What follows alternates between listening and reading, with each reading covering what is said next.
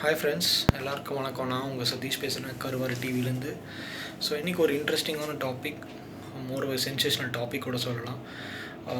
What went wrong about our Indian education system. So இதுதான் question. சும்மா தோணுச்சு, இதை பற்றி நான் கொஞ்சம் ரிசர்ச் பண்ணேன். ஸோ அதை பற்றி பேசலாம்னு இன்றைக்கி இருக்கேன். இந்தியன் எஜுகேஷன் சிஸ்டமில் இந்தியன் கல்வி முறை எந்த அளவுக்கு தப்பாக போயிருக்கு அப்படின்னு சொல்லிட்டு இந்த டாபிக். ஸோ நம்ம ஜென்ரலாக ஒரு ஸ்டூடெண்ட் எடுத்துக்கோங்களேன். Students is based on marks தாங்க. Exams is based on marks. So knowledge is not a priority. அதுதான் இந்தியா ஆக்சுவலாக வந்து. ஸோ இங்கே வந்து தியரிட்டிக்கல் நாலேஜோட ப்ராக்டிக்கல் நாலேஜோட தியரிட்டிக்கல் நாலேஜ் ரொம்ப முக்கியம் அப்படின்னு நினைக்கிறாங்க. ஏன்னா மக்கப் பண்ணி எக்ஸாம் எழுதுகிறோம், மார்க் வாங்குகிறோம், ஒரு ஜாப் கிடச்சா போதும், ஜாபில் உட்காந்து நல்லா சம்பாதிக்கணும், ஆன்சைட் போகணும், கல்யாணம் பண்ணணும், வீடு வாங்கணும், அப்படியே ஃபேமிலி லைஃப் போகணும். ஸோ இதான் வந்து ஒரு சராசரி இந்தியனோட வாழ்க்கை. ஸோ இது வந்து நான் தப்புன்னு சொல்லலை, பட் இது கொஞ்சம் வந்து வேறு மாதிரி இருந்தால் கொஞ்சம் நல்லா இருக்கும்னு ஆசைப்பட்றேன். அதனால தான். ஏன்னா நம்ம ஸ்டூடெண்ட்ஸோட பேரண்ட்ஸ் எடுத்துக்கோங்களேன். ஜென்ரலாக வந்து அவன் நல்லா படிக்கிறானா, பையன் நல்லா படிக்கிறானான்னு பார்க்க மாட்டாங்க. எந்த டீச்சர் நல்லா கிளாஸ் எடுத்து அந்த டீச்சரில் எவ்வளோ சென்டம்ஸ் வருது அதான் பார்க்குறாங்க. அந்த கிளாஸில் இருக்க அந்த கிளாஸில் இருக்க ஸ்டூடெண்ட்ஸ் எவ்வளோ பேர் சென்டம் வாங்குறாங்க அதான் பார்க்குறாங்க. ஸோ ஜென்ரலாக டியூஷன் கூட நீங்கள் பார்த்தீங்கன்னா அந்த டீச்சர் வந்து அந்த ப்ரொஃபஸர் வந்து நல்லா சொல்லித்தராங்களா, அந்த ஃபேக்கல்ட்டி நல்லா சொல்லித்தராங்களா பசங்களுக்கு வந்து அப்படின்னு தான் பார்க்குறாங்க. ஸோ ஸ்டூடெண்ட்ஸோட விஷயம் யாருமே பார்க்குறதில்ல. ஸோ எத்தனையோ பேருக்கு பார்த்தீங்கன்னா ஒரு பேஷன் வந்து வேறு மாதிரி இருக்கும். ஒரு விஸ்காமாக இருக்கும், இல்லை ஆட்டோமொபைல் இன்ஜினியர் இருக்கலாம், என்ன மாதிரி இருக்கலாம். பட் இங்கே இருக்க நம்ம இந்தியன்ஸ் பொறுத்த வரைக்கும் என்னென்னா, பக்கத்து வீட்டுக்காரன் பையன் வந்து அதை படிக்கிறான், என் ஃப்ரெண்டோட பையன் இது படிக்கிறான்னு சொல்லிட்டு ஸ்டூடெண்ட்ஸை ஃபோர்ஸ் பண்ணி புல் பண்ணி எஜுகேஷனுக்குள்ளே சேர்க்குறாங்க. ஸோ இதனால் உங்களுக்கு பாதி இன்ட்ரெஸ்ட் போயிடுது. ஸோ சர்வே படி பார்த்தீங்கன்னா most of the engineers 85% of students பார்த்தீங்கன்னா not interested to pursue their education first of all. So அந்த மாதிரி தான் இருக்குது. ஸோ ஃபோர்ஸ் பண்ணி படிக்கிறனால தான் அவங்களுக்கு லேக் ஆஃப் இன்ட்ரெஸ்ட் வருது. அதனால நிறைய அரியர்ஸ். ஸோ டோட்டலாக நாலேஜ் அவங்களுக்கு வந்து டம்ப் ஆகி டோட்டலாக வந்து வேற ஒரு நிலைமைக்கு போயிடுறாங்க. So positivity negative. சில பேர் என்னென்னா ஸ்கூல்லேருந்தே பார்த்தீங்கன்னா மக்கப் பண்ணி எழுதுறது, பாஸ் ஆனால் போதும் அப்படின்னு நினைக்கிறாங்க. சில பேர் இதுவும் ஒரு கேட்டகரி. செகண்ட் கேட்டகரி என்னென்னா, எனக்கு என்னன்னு தெரியும், என்னென்ன கான்செப்ட் தெரியும், அதை வச்சு நான் எழுதிக்கிறேன், பட் சிலபஸ் போர்டு வந்து அக்செப்ட் பண்ண மாட்டாங்க. ஸோ ஆப்வியஸ்லி ஒரு ஃபெயில் ஆவார், இல்லை மார்க் கம்மியாகும். இந்த 2 கேட்டகரி தான் இருக்குது. இன்னும் மக்கப் பண்ணி எழுதி நோ நாலேஜ், வந்து நாலேஜ் இருக்குது பட் மக்கப் பண்ணி எழுத முடியாது. ஸோ அதனால் மார்க்ஸ் கம்மியாக வரலாம், இல்லை ஃபெயில் ஆகலாம். இந்த 2 கேட்டகரி தான். ஸோ 2 கேட்டகரி பிளேஸ்மெண்ட் பார்த்திங்கன்னா வரும்போது வந்து ஆப்வியஸ்லி வந்து 2மே அடிக்கும். ஒன்று நாலேஜ் இல்லாதவன், ஒன்று வந்து எலிஜிபிலிட்டி இல்லாதவன் நான் சொல்லலாம். ஸோ 2மே ஆப்வியஸ்லி. ஸோ கம்பெனிக்காரங்க என்ன நினைப்பானா, சப்போஸ் ரெக்ரூட் பண்ணால் கம்பெனிக்காரங்க நினைப்பானா, இந்த காலேஜில் வந்து அவ்வளோ ஸ்டஃப்பான கேண்டிடேட்ஸ் இல்லை அப்படின்னு நினைப்பாங்க. ஒன்று. ரெண்டாவது, காலேஜுக்காரன் நினைப்பானா ரெக்ரூட்டர்ஸ் யார் வர மாட்டேங்கிறாங்க அப்படின்னு நினைப்பாங்க. ஸோ இந்த மாதிரி கேட்டகரிஸ் இருக்குது. ஸோ இப்போ நீங்கள் பார்த்தீங்கன்னா, இப்போ நீங்கள் ஒரு கம்பெனியில் செலக்ட் ஆகிறன்னு வச்சுக்கோங்களேன். எஜுகேஷன் சிஸ்டம் நான் பின்னாடி வரேன். ஸோ இப்போ ஒரு கம்பெனியில் செலக்ட் ஆகிறன்னு வச்சுக்கோங்க. 5 days ஒர்க் பண்ணுறாங்க, 6 days ஒர்க் பண்ணுறாங்க, கோடிங் பண்ணுறாங்க. மீதி இருக்க ஒரு நாள் 2 நாள் வந்து ஷார்ட் ஃபிலிம் இல்லை பேஷனை தேடி போகிறாங்க. அவருக்கு ஃபோட்டோகிராஃபியோ இல்லை DSLR ஃபோட்டோகிராஃபியோ இல்லை ஷார்ட் ஃபிலிமோ இல்லை யூடியூப் ஏதோ பண்ணுறாங்க. ஸோ அந்த மாதிரி தான் இன்றைக்கி இருக்காங்க most of the people. So அவங்களுக்கு பிடிச்ச மாதிரி வேலை இருந்ததுன்னா கண்டிப்பாக ஒரு கோடிங் பண்ணலாம், ஒரு ப்ரோக்ராமிங் பண்ணலாம், இல்லை வேறு ஏதோ பிஸ்னஸ் பண்ணலாம், பார்ட் டைம் பண்ணலாம், something they can do.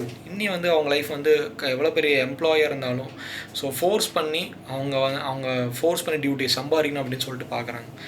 So இப்போ நான் coming back to Indian education system பார்த்தீங்கன்னா, சில கவர்மெண்ட் ஸ்கூல்ஸாக இருக்கட்டும், இல்லை ஸ்மால் ஸ்கூல்ஸாக ப்ரைவேட் ஸ்கூல்ஸாக இருக்கட்டும், ஸோ அங்கே வந்து எக்ஸ்பீரியன்ஸ் மேட்டர்ஸ் லாட். அதான் சொல்கிறேன். பட் எக்ஸ்பீரியன்ஸான ஃபேக்கல்ட்டி யாருமே ப்ராப்பர் இல்லாதனால எஜுகேஷன் சிஸ்டம் வந்து கொஞ்சம் டம்ப் ஆகுது. புக்கில் இருக்கிறது மட்டும் சொல்லித்தராங்க. ஸோ இந்த மாதிரி தான் இருக்குது. நீங்கள் IIT, IIM இல்லை பிஸ்னஸ் மேனேஜ்மெண்ட் பிஸ்னஸ் ஸ்கூல்ஸ் பார்த்தீங்கன்னா, ஸோ அங்கே இருக்க ஃபேக்கல்ட்டிஸ் பார்த்தீங்கன்னா கண்டிப்பாக வந்து live experience lot of experiences இருக்கும். ஒரு கார்பரேட்லேருந்து ஒர்க் பண்ணிட்டு ஒரு 5 years 6 years ஒர்க் பண்ணிட்டு வந்து அவர் வந்து ஃபேக்கல்ட்டியாக ஒரு காலேஜுக்கு ஒரு ஸ்கூலுக்கு வந்தார்னா அதோட எக்ஸ்போஷரே வேறு மாதிரி இருக்கும்னு நான் சொல்கிறேன். இந்தியன் எஜுகேஷன் சிஸ்டமே வேறு மாதிரி கொஞ்சம் டாப் லெவலில் போகும், ஒரு இன்டர்நேஷ்னல் லெவல் வரும். அதனால தான். ஸோ அது யாரும் இங்கே பண்ண மாட்டேங்கிறாங்க. ஒரு சார்ட்டர்ட் அக்கௌண்ட் எடுத்துக்கிட்டிங்கன்னா அவர் வந்து ஒரு 2 lakhs மந்த்லி 2 lakhs சம்பாதிக்கணும்னு வச்சுக்கோங்க. எக்ஸாம்பிள் வந்து அவர் போயிட்டு மறுபடியும் போய் ஸ்கூலுக்கு ஒரு காலேஜ் போய் எடுக்க மாட்டாங்க. ஏன்னா அந்தளவுக்கு சேலரி கொடுக்க மாட்டாங்க. அதுதான் சேலரி தான் எங்கள் மெயின் இஷ்யூவாக இருக்குது. ரெண்டாவது எக்ஸ்பீரியன்ஸ்.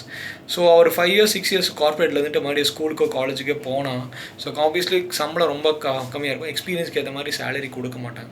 ஸோ எக்ஸ்பீரியன்ஸ் அங்கே இருக்குது. பட் அவங்க காலேஜ் பொறுத்த வரைக்கும் என்னென்னா, எனக்கு சம்பளம் எனக்கு வந்து எக்ஸ்பீரியன்ஸ் ஜாஸ்தியாக இருக்கணும், சம்பளம் கம்மியாக இருக்கணும்னு சொல்லி எந்த ஒரு ஃபேக்கல்ட்டி, எந்த ஒரு கார்ப்பரேட் எம்ப்ளாயி வரவே மாட்டாங்க. ஸோ அந்த மாதிரி தான் இன்றைக்கி நிலமை அப்படி தான் இருக்குது.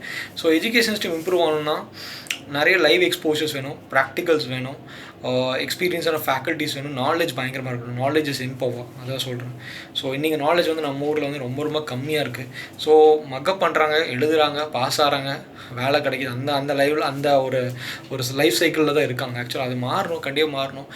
எஜுகேஷன் சிஸ்டம் சூப்பராக மாறலாம், கண்டிப்பாக மாற்றணும். ஏன்னா இப்போ ஐஐடி, ஐஏஎம்ஸ் வந்து எஜுகேஷன் சிஸ்டம் வேறு மாதிரி இருக்குது. ஏன்னா லைப்ரரி புக்ஸ் விட நீங்கள் லைவ் எக்ஸ்போஷர்ஸ் தான், practical learnings from influence to others, அந்த மாதிரி தான் இருக்குது.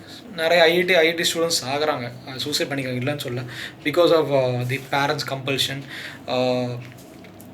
என்ன சொல்கிறது, ஓவர் ப்ரெஷர் ஆஃப் ஸ்டடீஸ், அகாடமிக்னால தான் சாகிறாங்க, சூசைட் ஆகுது. So IIT from north India all the times, sometimes ஒரு லாஸ்ட் 3 months 4 months முன்னாடிலாம் நடந்திருக்கு. இது முன்னாடி நடந்திருக்கு, இல்லைன்னு சொல்ல. பட் ஓவர் ப்ரெஷர் கூட ஸ்டூடெண்ட்ஸுக்கு என்ன தேவையோ, ஸ்டூடெண்ட்ஸ்க்கு என்ன முக்கியமோ, இல்லை சில்ட்ரன்ஸ்க்கு என்ன முக்கியமோ, அந்த இன்ட்ரெஸ்ட்டில் நீங்கள் விட்டிங்கன்னா கண்டிப்பாக இந்தியன் எஜுகேஷன் சிஸ்டம் வேறு மாதிரி க்ரோ ஆக நான் சொல்கிறேன். ஸோ அதான் என்ன சொல்கிறேன், ஏகப்பட்ட நியூஸ் வந்திருக்கு இன்றைக்கி. நீ என்ட்ரன்ஸ் எக்ஸாம் வேணுங்கிறாங்க, வேணாங்கிறாங்க, ஒரு ஸ்டேட்டில் கண்டிப்பாக இருக்கணுங்கிறாங்க, ஒரு ஸ்டேட்டில் வேணாங்கிறாங்க. ஸோ இந்தியா வந்து இன்னும் யூனிட்டி ஆகலாம் நான் சொல்கிறேன். எஜுகேஷன் சிஸ்டம் வந்து யூனிட்டி ஆகலாம். ஒரு ஸ்டேட்டில் வந்து நீட் எக்ஸாம் இருக்குது, ஒரு ஸ்டேட்டில் நீட் எக்ஸாம் இல்லை, போன வருஷம் இன்னைக்கு கம்பல்சரியாக கொண்டு வந்துட்டாங்க. ஸோ இதனால் நிறைய விளைவுகள் ஆச்சு. லாஸ்ட் வீக் என்னாச்சுன்னு உங்களுக்கே தெரியும். ஸோ என்னை பொறுத்த வரைக்கும் கண்டிப்பாக இருந்தால் இருக்கணும், இல்லைனா இருக்கக்கூடாது. ஸோ லைவ் எக்ஸ்போஷர்ஸ் இருக்கணும், ப்ராக்டிக்கல் நிறையா இருக்கணும். ஸோ அந்த மாதிரி தான் எக்ஸ்போஷர், ப்ராக்டிக்கல், ஒரு ஃபேக்கல்ட்டி, ஒரு எக்ஸ்பீரியன்ஸ் இருக்கணும், கார்ப்பரேட் எக்ஸ்பீரியன்ஸ் இருந்தால் கண்டிப்பாக எஜுகேஷன் சிஸ்டம் வேறு மாதிரி ஆகும் நான் கண்டிப்பாக சொல்கிறேன். I definitely ensure that. So இந்த வீடியோ நான் அதனால தான் பதிவு பண்ணுறேன். I convey this video to all the Indian education systems and professors, everything.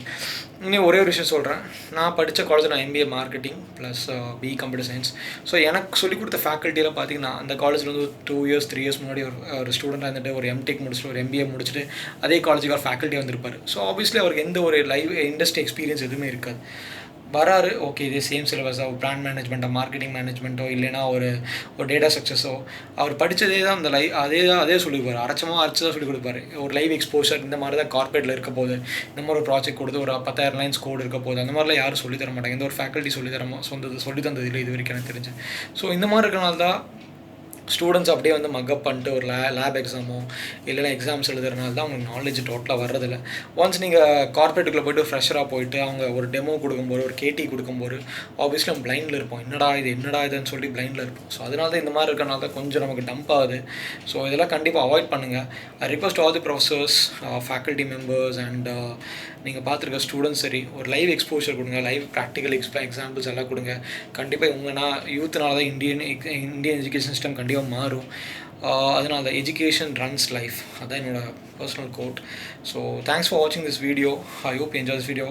கீழே கண்டிப்பாக லைக் பண்ணுங்கள், கமெண்ட் பண்ணுங்கள், ஷேர் பண்ணுங்கள் அண்ட் மறக்காமல் சப்ஸ்கிரைப் பண்ணுங்கள்.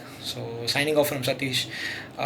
ஐ hope, I'm sure Indian education system will change, at least from now onwards. Signing off from Satish. Bye bye.